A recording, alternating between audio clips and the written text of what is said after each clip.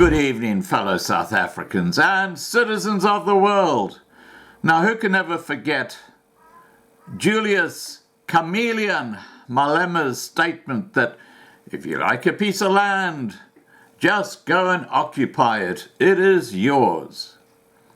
And apparently, this has now been taken to a whole new level. I will put the Facebook link down below so you can actually have a look more about this. So, if you think land grabbing in South Africa is not a reality or is just for white farmers, think again. A group of over 50 people from Alexandra township last Saturday entered a property behind my house, a council-owned house of City of Johannesburg, landmarked as a heritage house, where they forced 2 families with 6 kids and 2 dogs out of the property, as the people renting there from the City of Johannesburg are Zimbabweans. A huge raucous here in the road last Saturday.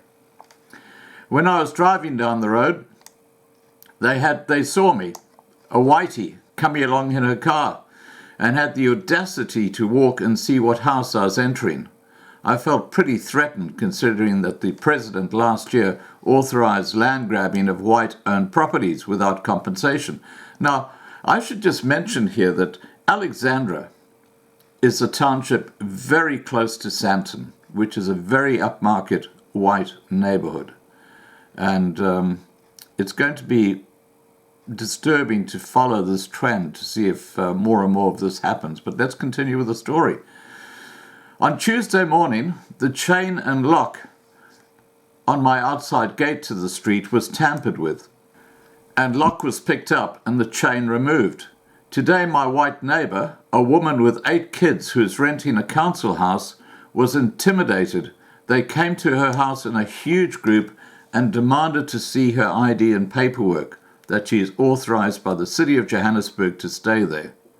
Now today, the whole group again arrived and have unlawfully forced all the people out of the house on the corner opposite my house. All their furniture and belongings are lying on the pavement, and the same thing is happening today in several other houses close to my house. Now, here comes the killer. The police are doing nothing and just standing as onlookers. I phoned the ward council of this area over an hour ago because we feel threatened. She didn't even know what was happening, and it's been going on since this morning. Now, we're talking about today in a suburb near to Sandton. Seems unauthorized land evictions by vigilantes is authorized. So if you think this is not a reality, wake up and smell the coffee.